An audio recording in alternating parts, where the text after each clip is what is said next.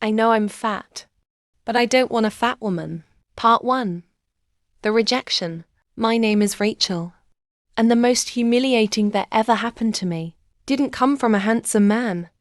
It came from a man who looked exactly like me. Maybe that's why it hurt so much. Maybe that's why I still remember every word.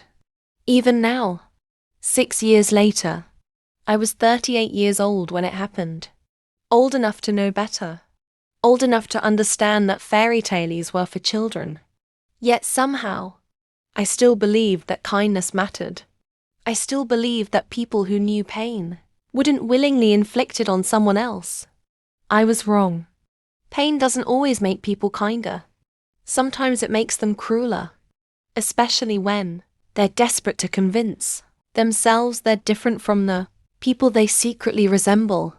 I worked as an administrative assistant at a local insurance company. Nothing glamorous. Just paperwork, phones, and endless cups of coffee. The kind of job that paid the bills, that didn't exactly inspire songs to be written about it. I had been divorced for 4 years. No children. No dramatic cheating scandal. No explosive fights.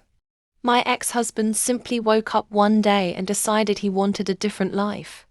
A thinner life. A younger life. At least that's what he eventually admitted. The woman he left me for was 12 years younger and looked like she lived at a gym. That had shattered something inside me. Not because I wanted him back, but because it confirmed every insecurity I'd spent years trying to bury. After the divorce, I gained more weight. Then more. Food became comfort. Comfort became habit. Habit became reality. Before I knew it, I was avoiding mirrors and pretending not to care about dating. But loneliness has a way of exposing lies. Especially at night. Especially on weekends. Especially during holidays when everyone else's social media seemed filled with smiling couples and family photos. One Saturday evening, my best friend Denise finally got tired of listening to my excuses. You need to get back out there. I nearly choked on my wine. Out where? Dating. I laughed so hard I almost spilled my drink. Who exactly is lining up to date me? Denise rolled her eyes. Oh please, I'm serious. So, am I? I pointed at myself. Denise, look at me. I am looking at you. No, really look at me. She sighed. Rachel, you're acting like being plus size makes you invisible. It kind of does. No, it doesn't. Tell that to the last 3 men who ignored my messages. Denise leaned forward. Maybe they ignored your messages because they were idiots. Or maybe because they saw my photos. She didn't answer immediately. And that silence told me everything. Because Denise was kind. Kind enough not to lie. A week later, she convinced me to create a dating profile. I hated every second of it. Choosing photos. Writing a bio. Trying to sound confident when confidence was the one thing I didn't have. For 2 weeks, nothing happened. Then one evening, I received a message. His name was Greg, 42 years old. Accountant. Divorced. Dog owner. And plus size. Very plus size. The moment I saw his profile picture, something inside me relaxed. Not because I judged him, but because I thought he might understand. His smile looked genuine. His eyes looked warm. His profile talked about family values and second chances. We started messaging, then texting, then talking on the phone. For almost a month. Every night. Sometimes for hours. He made me laugh. Real laughter. The kind I hadn't felt in years. He told me about his failed marriage. His struggles with confidence. The jokes people made about his weight. The way strangers assumed he was lazy. I understood every word. Because I'd lived it too. For the first time in forever, I felt seen. Not tolerated. Seen. One night he said something that made my heart race. I think you're different, Rachel. What does that mean? It means I look forward to talking to you. I smiled so hard my cheeks hurt. That's sweet. No. It's true. The silence that followed felt electric, dangerous, hopeful. After we hung up, I sat on my couch staring at the ceiling. For the first time in years, I allowed myself to imagine a future. A tiny one. Nothing crazy. Just dinner dates, movie nights, someone to call when life got difficult, someone who understood, someone who wouldn't judge me for the body I lived in. A week later, he asked to meet.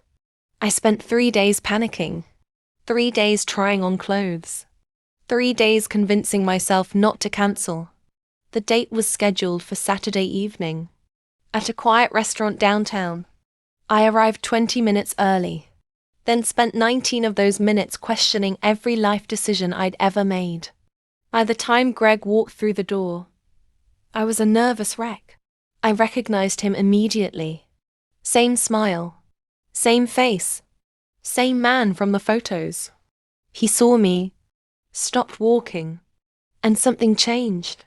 It happened so quickly most people wouldn't have noticed. But I did. His smile disappeared. Not completely. Just enough. His eyes scanned me, from head to toe.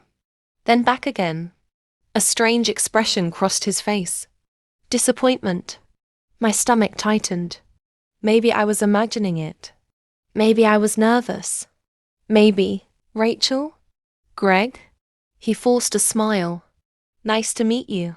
The hug felt awkward. Cold. Wrong. The first 10 minutes were painful. The easy conversation we'd shared over the phone was gone. Every answer felt forced. Every silence felt louder. And Greg kept looking around the restaurant, as if he'd rather be somewhere else. I tried to ignore it. I tried to be patient. But deep down, something felt very wrong.